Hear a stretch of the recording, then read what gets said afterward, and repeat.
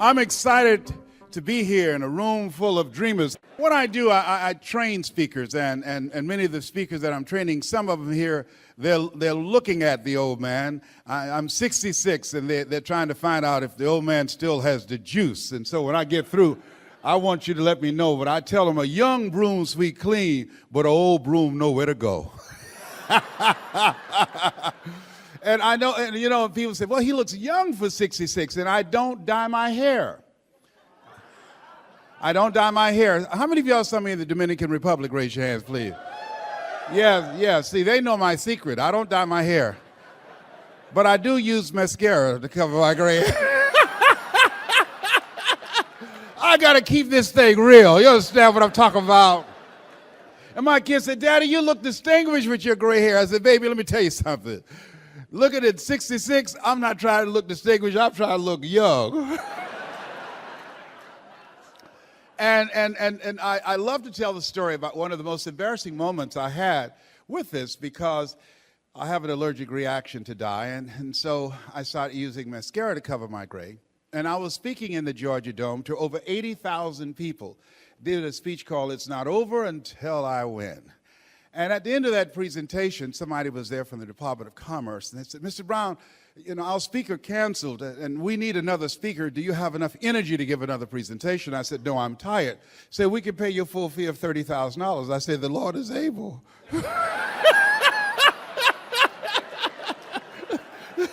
You know, people say money won't make you happy, but everybody want to find out for themselves. Friend of mine named Rita Davenport said money ain't important, but it's right up there with oxygen. And let me tell you something, fellas, even if you're as homeless as I am, you got some money, women will find something cute on you. Oh, he's got eyelashes like Tom Cruise, honey. He walks like Denzel Washington. I used to be so broke I'd walk past a bank and trip the alarm. It was embarrassing being poor. I was teaching my children to lie.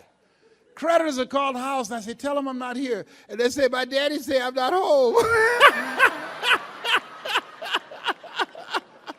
Oh my God, poverty sucks. It's bad when you don't have any money. I don't even blow my horn at people for fear they might be broke. This is my youngest daughter, Serena. Give her a round of applause. Yeah. So part of what I want you to do right now, I want you to think about your goals. I want you to think about your dream. And I want you to think about them in three areas. I want you to think about some personal goal, a dream that you have for someone you care about. My first personal goal was to buy my mother a home. I'm adopted. Born in a poor section of Miami, Florida called Liberty City, an abandoned building on a floor with a twin brother.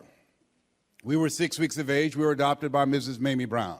I feel like Abraham Lincoln, who said, all that I am and all that I ever hoped to be, I owe to my mother. I saw a sign once that said, God took me out of my biological mother's womb and placed me in the heart of my adopted mother. Mama worked on Miami Beach. She was a domestic worker. She cooked for families, and we ate the food left over from the families that she cooked for. These were very kind and generous people. They would say, Mamie, whatever food is left over after we eat, you can pack it up and take it home to those children that you have adopted. And Mama, she kept the children, and she could sew too. And we wore the hand-me-down clothes of the children that Mama kept. And they were too small. Mama would let them out. They're too large. She could take them in. And my mama could bake too. My mama could bake a sweet potato pie so good, you couldn't eat it with your shoes on. Yeah, take your shoes off so you can wiggle your toes. And I used to say, walking around these big, beautiful homes that we had to clean, and say, Mama, she said, what is it, boy? One day, I'm going to be able to buy a big, beautiful home like this for you. Something just like this. How many have somebody that you'd like to do something special for? Raise your hands, please. Very good. I want you to think about them. And then I want you to think about your financial goals. I realized, you know, I never wanted to get rich. I just wanted to be comfortable. How many of you just wanted to be comfortable? Raise your hands. And I realized in order to be comfortable, you got to get rich.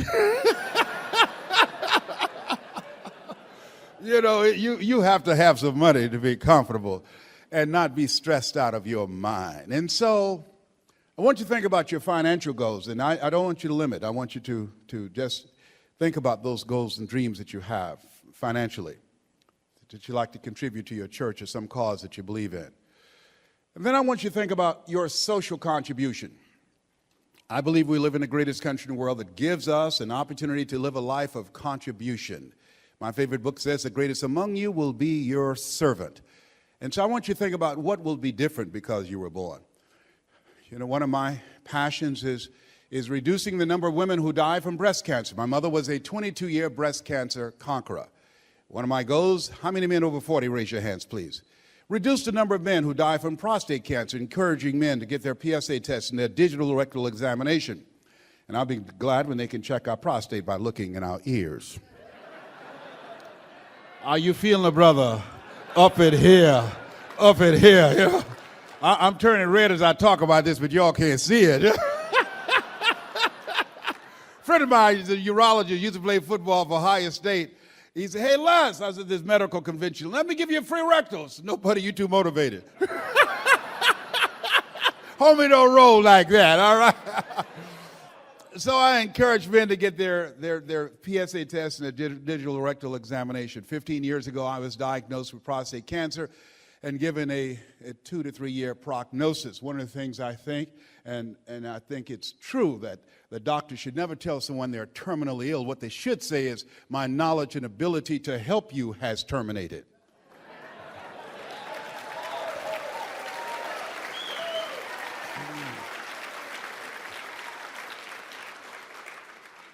My goal is to reduce the number of children that's impacted by autism. Have a godson who has autism. And teaching parents the things they need to do, things to identify before the child brain fully develops between 0 and 3.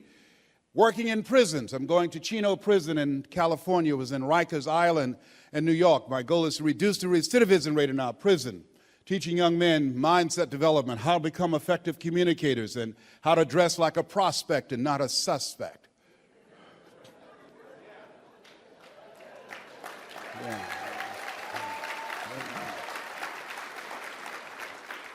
I want you to think about what cause will you stand for that you represent. It might be for the environment. It might be for our youth. It might be for senior citizens. It might be for women. What cause do you believe in? I want you to think about that. And whatever these goals are, I want you to raise the bar right now, and I want to run through a process. I want you to think about these goals and dreams. I've found that most people fail in life not because they aim too high and miss. Most people do exactly what I have done. For many years, I could have been doing this much longer, but for 14 years, I didn't do it. I didn't do it because I didn't believe in myself, because I allowed my past to control my present and determine my future. For many years, I used to go see Zig Ziglar, who I consider the #1 motivational speaker on the planet, and Tony Robbins, both of them the greatest who's ever done it. And I would say, oh boy, I love to help people. How many love to help people? Raise your hands, please. Very good. And I would say, my heart would say, I can do that. I love to help people. And then I would leave and my mind would ask, how? How would you do that, Les Brown? You don't have a college education. How would you speak to corporations? You've never worked for a major corporation. How would you do that? You don't have any experience in that area. I was allowing my past. I saw this movie by Tom Cruise called Magnolia, and there's a line in there. Didn't see the whole movie, came in the center, and the line was, we might be through with our past, but our past is not through with us. And I remember beginning to reflect on my past. I'll never forget, I was in this gentleman's class. I'll speak to him on the way to the airport, Mr. Washington. He's in his 80s. He's blind now. I came in his class, and I was in school, and he said, young man, go to board, work this problem out for me. And I said, I can't do that, sir. I said, why not? I said, I'm not one of your students. Look at me. Yes, sir. Go to the board, work the problem out anyhow. I can't, sir. And the students started laughing, saying, that's Leslie. That's not Wesley. He's DT. He said, what's DT? He's a dump twin. And I said, I am, sir. And some of the students laughed, like some of you did. And he came from behind his desk. He looked at me. He said, don't you ever say that again. Someone's opinion of you does not have to become your reality. That was a turning point in my life.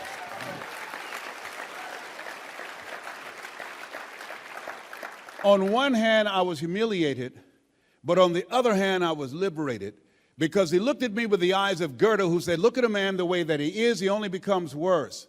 But look at him as if he were what he could be, then he becomes what he should be.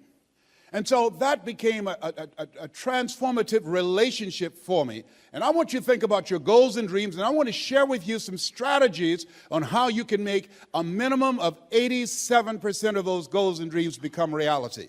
And for those of you that are real serious, we're going to be doing a variety of things and providing some tools for you to listen to that will be designed to begin to help you to deal with one of the major problems that kept most people, or rather keep most people from living their dreams. How many of you, as you look at your life and you know you had to live over again, how many of you know you could have done more than what you've done thus far? Raise your hands, please. Very good. Now, let me share with you why that is. Because, and I want you to write this down, when your desires are different from your beliefs, you will always manifest what you believe.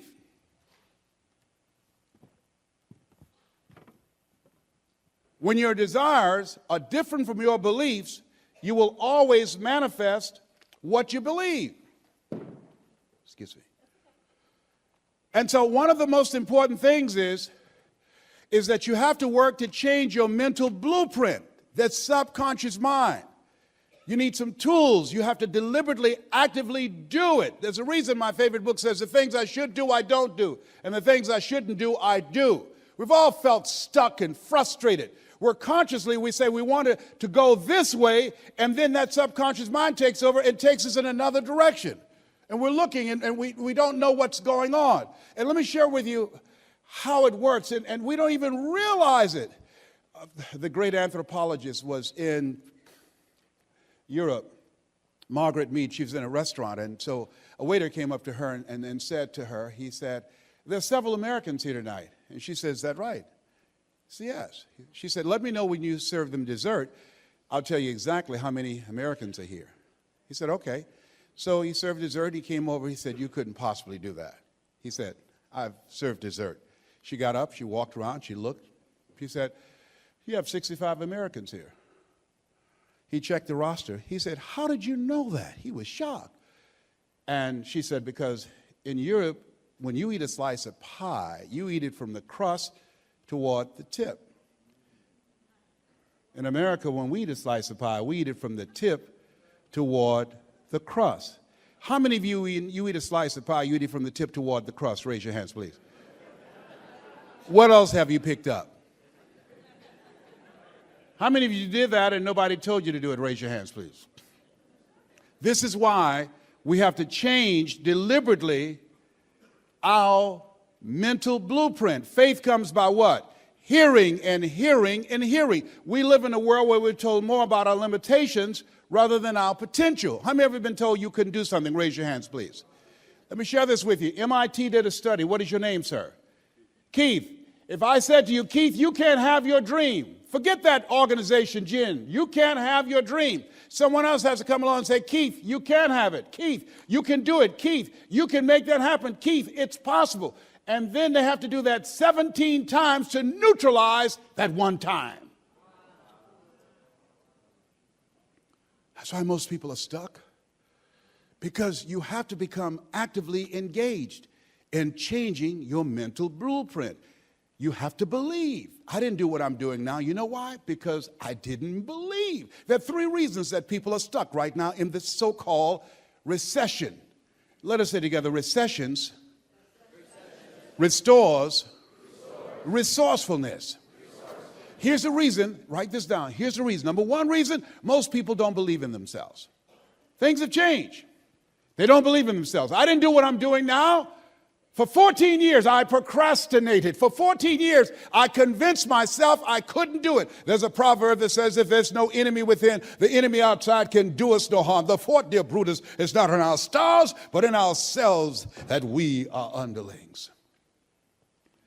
I didn't believe in myself. Here's the second reason that most people are stuck and traumatized. You talk to them about how they can begin to live their dreams, and they'll look at you like you're crazy. Most people are not aware of how to earn money with their talents, their abilities, their skills, their experiences, and their education. And that's what the Global Information Network is about, to allow you to learn, to develop the tools, the awareness, the strategies, the game plan, how to understand, how to maximize your potential, how to monetize your dreams. Here's the other thing.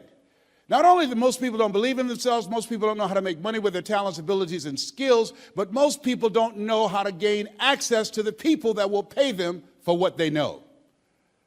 How many know people like that? Raise your hands, please. How many know people that lost their jobs? Raise your hands, okay? Out there looking for jobs. In an economy where 53% of the MBAs can't find jobs. Let me tell you why you're here. How many of you have jobs? Raise your hands, please. Let me tell you why you are here. Because you're not mentally fit to work for somebody for the rest of your life.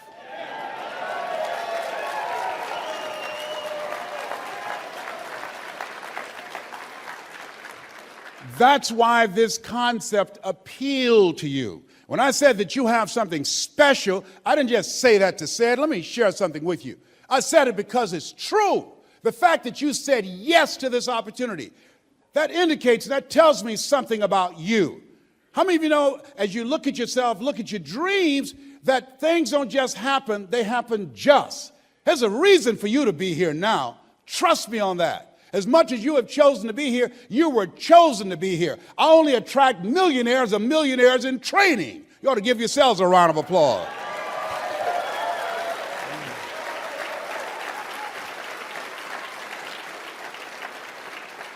Now, let me share with you why you said yes, and there are many people, hundreds, who will say no. And don't become discouraged by that. The reason that the majority of people will tell you no is because the majority of people don't believe in themselves, because the majority of people live in a world just like you and I, where we're told more about our limitations rather than our potential. And so, as you look at yourself, look at your dreams, don't become discouraged when people say no. Now, let me share with you why you said yes. There's an area of the brain, it's called, it's a network-like group of cells at the base of the brain that's called the reticular activating system. The reticular activating system. It filters the things that come through. And only three things get through. Things that we value, things that threaten us, and things that surprise us. Now, had you done the same marketing strategy mentioning entertainment, you couldn't get near the hotel, am I correct? How many of you know people who you invited, had you had their favorite entertainer, they'd have said yes? Raise your hands. Because we have an entertainment-driven culture. The reason you said yes, because when you start hearing information about living your dream, controlling your life, creating a new life for yourself, living life on your terms, having more time for yourself and your family, leaving a legacy, being financially independent, you value that. Being your own person, being your own boss, you value that. That's why you saw this and you said yes. You're different. One great American said, I choose not to be a common man. It's my right to be uncommon if I can. I seek opportunity, not security. I do not wish to be a kept citizen, humbled and dull by having a state look after me. I want to take the calculated risk, to dream and to build, to fail and to succeed. I refuse to live from hand to mouth. I prefer the challenges of life to the guaranteed existence, the thrill of fulfillment to the still calm of utopia. I will never cower before any master, nor bend to any threat. It's my heritage to stand erect, proud and unafraid, to face the world boldly and say, this I have done. This is why you're here, because you've got big dreams. Give yourselves a round of applause. Give yourselves a round of applause.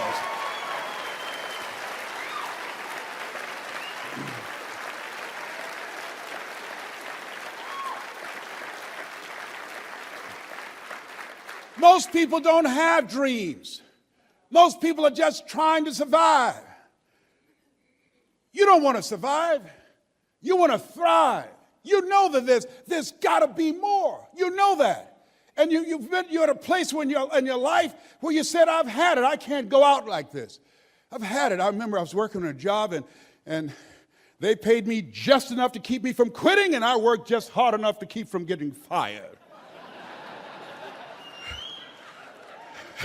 How many of you can identify with that? All right. But no one was holding a gun to my head. I was a volunteer victim. Nobody made me do it, and I justified it. I've got to pay bills. I've got children. I've got a wife. I have a car note. I have a mortgage note. I justified. I was a volunteer victim. And then I couldn't do it anymore.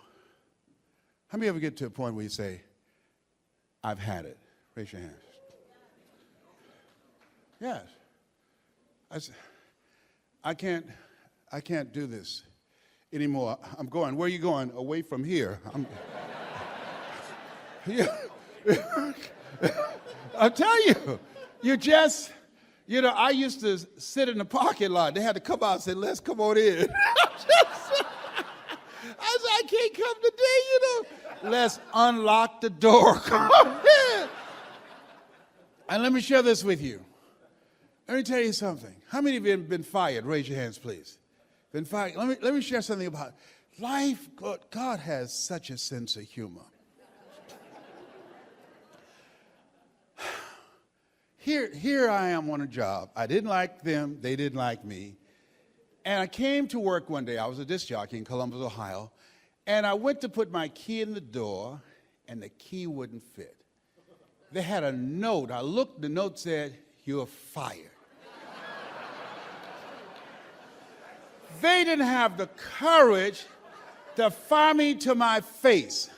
Now, I'm going to share something with you. I've never told this publicly, and I'm not proud of this, but I lost it. I snapped. I said, wait a minute. I tried the key again. I said, I'm fired. I'm reading the note. I said, oh, no. Now, mind you, I'm telling everybody I don't like them. They don't like me. I don't like the job. I'm sick of them. They're sick of me. They fired me. Now I'm mad. I lost it. I drove my car on the other side of the building. There was a big window. I got on top of the hood. I knocked on the window. I said, Nick Bodie. He was the engineer. He said, yes. I said, do you know that I'm crazy? He looked up. He said, yes. I said, then open this door. He said, all right. He opened the door, and he ran back into his office, and a guy I trained named Mike Reeves. He's Pastor Reeves. I sent him to Jesus. Mike Reeves, every day. When he saw me coming, he left the studio.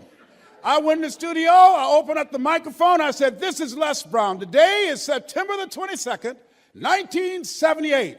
This is my last day on the air. They fired me. They left a note for me on the door. They changed the lock. I'm going to be on the air till they come pull me out of the control room. So tell everybody you know. Then I started getting furniture, pushing it in front of the door. Yeah, uh-huh. They're going to just fire me. Yeah, no, you ain't going to do that to me. Uh-uh. No, you just can't fire people like that. No. As hard as I work for y'all, I'm not, I ain't leaving here. No, y'all. Yes, indeed. So, ladies and gentlemen, there will be no music today. Yes, the man about town, Les Brown. This is my last day on the air. Now, let me see what I'm going to talk about. I talked for around 3 hours till they called the Upper Arlington police. They said, Mr. Brown? I said, yes, you're under arrest. I said, for what? For trespassing. I said, I want to leave here right now. They said, come on out. I said, sir, I can't. Why? This place is blockade with furniture. It's too much work to leave here. I've been fired. You told me that. So y'all come on in and I will leave. Ladies and gentlemen, I'm not resisting arrest. Tell everybody, I'm not resisting arrest. It's just the furniture in front of the door. I want to come out, but I'm fired, so I'm not working. No, I'm not doing that.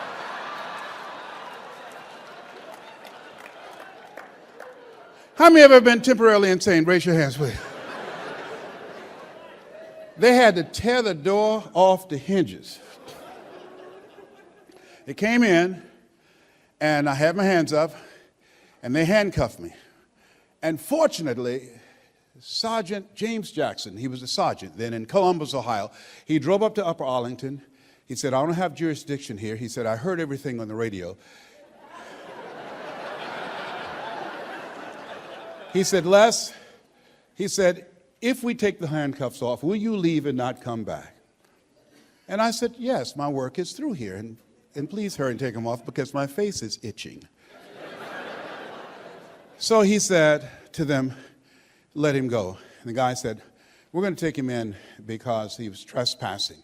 And he said, well, you're not going to be able to get him to the car. Have you looked outside? He says, no, we haven't. He looked out, over 3,000 people had packed the parking lot.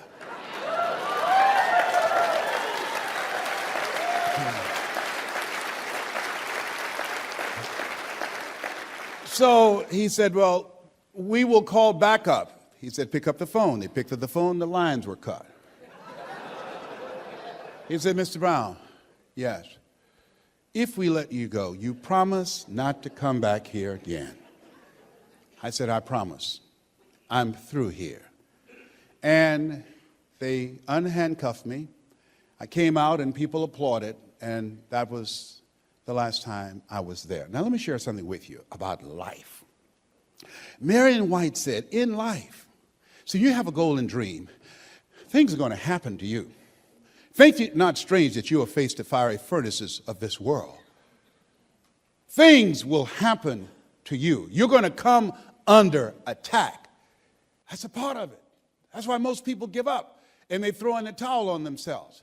And so, but Marion White said, in life, when you don't have enough courage or insight to know that you have outgrown a situation and it's time to move on, life will move on you.